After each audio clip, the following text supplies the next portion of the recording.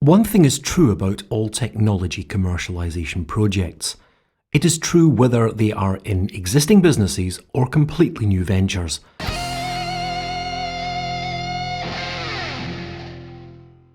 They are both filled with uncertainty. It is essential that you both understand and manage this uncertainty. Put simply, you need to seek high enough returns to justify the cost of actually doing the project in the first place. A key principle I recommend you follow judiciously is only spending what you can afford to lose. You do this by minimising investment in non-salvageable assets that do not contribute to projects or add to the value of your assets. Buy only what you need and replace fixed assets with variable costs that you can dial up or down as required. Buy only what you need and either rent or contract the rest. Spend money on building prototypes or winning customers. Try to keep maximum flexibility to change course if required, and always be flexible in targeting the most affluent consumers. There are 4 main types of decision-making tools. Qualitative, where you compare the relative value on the basis of scales and words. Quantitative, compare technology commercialisation projects based on real numerical calculations of cost versus payback. Comparative methods, using a set of well-defined criteria to evaluate one project versus another.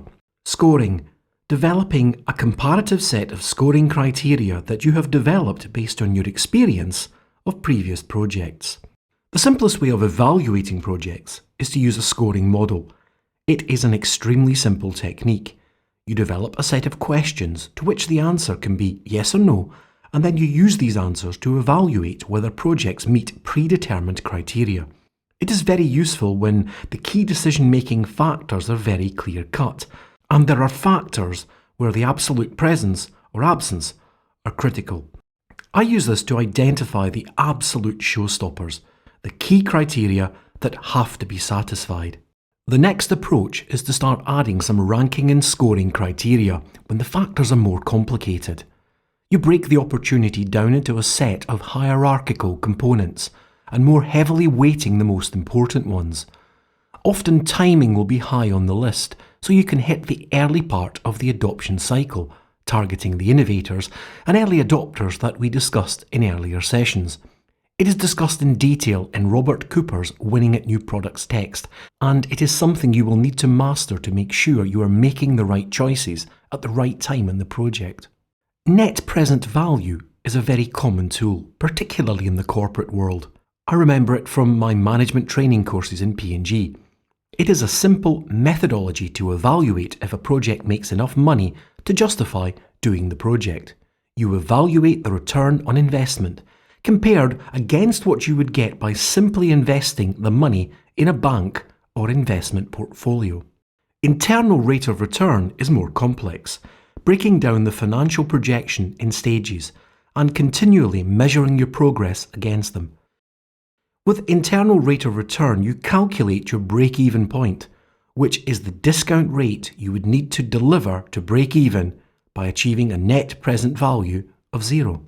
You do not want to break even on new ventures. You want to make a healthy profit so that you can reinvest in the next stage of the venture. So if you are using tools like these, make sure you demand a high return on your investment. These days, investors are looking for minimal risk and even higher returns before they will invest. A rate of return 10 times the initial investment is fairly common for venture capitalists and business angels to be looking to achieve over the course of an investment. Real options overcome some of the limitations of discounted cash flows. It treats spending decisions as options, not absolute decisions, and it seeks to provide alternative choices at each stage of the process. Think of the process as a set of stock option investment decisions. It allows you to introduce a probability factor based on your experience of the relative probabilities of each decision paying off and the value of the return when it does. The advantages of real options are that they allow you to treat each stage of the project as a separate investment decision. It helps you maintain flexibility and make the decision based on the criteria available at the time you actually need to make the decision. It also helps you identify completely unfeasible options based on unduly high risk or cost that may get lost in a simple net present value or internal rate of return calculation. It buys you time to collect the data to justify the decision. An option may be reduced in risk or cost if you identify it early. It provides you with the opportunity to revisit the decision at a later point in time with updated data. Simply put, it is a financial stage-gate decision-making tool. I really like it, and you can turn it into automated spreadsheet calculations. Next up are scenario analysis tools. These involve more complicated software to perform analysis on much more complicated decision trees, often involving up to 1,000 scenarios. The computer predicts random different scenarios and their impact on your financial model.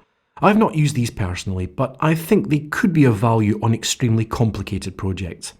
My personal preference is to keep the decision-making criteria really simple, so I can work them out in my brain without the need for complicated computer calculations. A decision tree is not that dissimilar to real options evaluations, but allowing you to evaluate different product options using very similar criteria. Things like financial payback outcomes, likely costs, and risks. Again, it is very visual and easy to understand, so personally, I like these. A common tool used by consultants to help evaluate a company's strategy from the outside are portfolio management tools. They help you identify the number of upstream or downstream projects in your portfolio and are useful for larger companies to evaluate their innovation pipeline. We used these a lot in PepsiCo, as we had very different stages for the different types of product in our portfolio and needed to monitor that the projects were coming through as planned. If they are not, you can start making choices about which ones to discontinue and which ones to push harder on. These are usually very visual, with colour and scales to make complexity easier to grasp. Project maps are very similar to portfolio management tools, again more suited to large companies with complex project portfolios. It makes sure your projects fit with the business strategy. It also makes sure that you are not going overboard and doing innovation for innovation's sake. It also helps you sequence your efforts. What you're really doing is mapping out your product development effort. You need a balance that fits with your chosen business strategy. You need to balance 3 different types of projects: disruptive innovation projects, the breakthrough projects that create completely new products or services. New platforms, these use innovation to develop a better way to make your existing product range more attractive to customers.